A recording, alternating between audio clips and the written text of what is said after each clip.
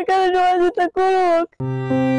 স্বেচ্ছায় কখনো কাউকে কারাগারে যেতে দেখেছেন, যেখানে অপরাধী হয়েও কারাগারের নাম শুনেই কেঁপে ওঠে অপরাধীরা? সেখানে এই 6টি পরিবারকে দেখুন, নেই কোনো মামলা মোকদ্দমা, আদালতের রায় হয়নি কোনো সাজা, তবে দারিদ্রতার অপরাধে তারা বেছে নিয়েছেন স্বেচ্ছায় কারাভোগ। 1985 সালে নির্মিত নেত্রকোনার বারহাট্টা উপজেলার এই পুরাতন কোর্ট বিল্ডিং, যেখানে কোনো মামলা নেই, বিচার নেই, এটি এতটাই জরাজীর্ণ যে কোনো সময় ভেঙে পড়তে পারে। কিন্তু এই পুরাতন ভবনের পরিত্যক্ত হাজতে নিজের জীবন ঝুঁকিতে রেখে বসবাস করছে 6টি হতদরিদ্র পরিবারের 20 জন সদস্য। এই জীবনে যদি দাম থাকতো, আর আমার এই যে একটা আসামির ঘর, এটার মধ্যে আজবকার না, মানুষ আসামি লাইনে বরে, আর আমরা হামাইছি, কেমন কষ্ট ভাই হামাইছি। মনে করেন আমরা বাসা বাড়াইতে থাকতে পারি না, খামাই করতে পারি না, বাড়ি নাই, ঘর নাই, যা সরকারের ঘর আছে আমার কেউ কেদাইতো না। আল্লাহ বাসি আর মরি, বিল্ডিং ভাড়া হইতে যায়, মরে যাইলে কত শেষ হইব, তারপরও ভয় নাই। কেন? আমরা অন্যান্য দাঁড়াইবার মতো শক্তি নাই।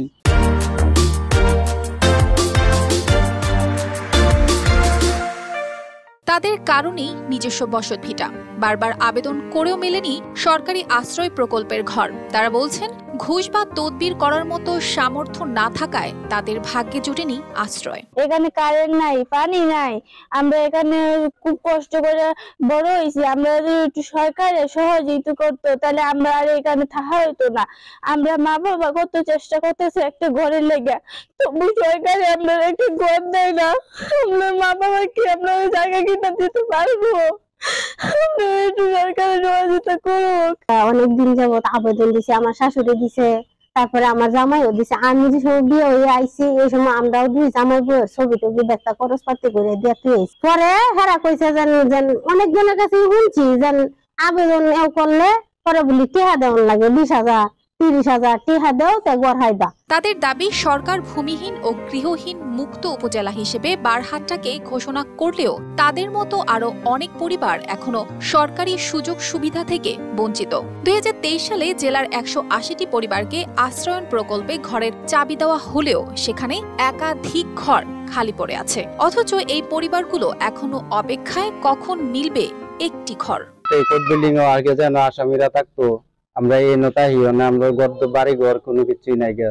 এই নয় আবেদনের লেগে গেছি, যার বলে গেছি এই খালি টিয়া আছে কত অনেক গেছি আবেদন করছি, সবাই টিয়া আছে, আমরা টিয়া পয়সা দিতে পারছি না, ঘর ধর আমরা পাইছি।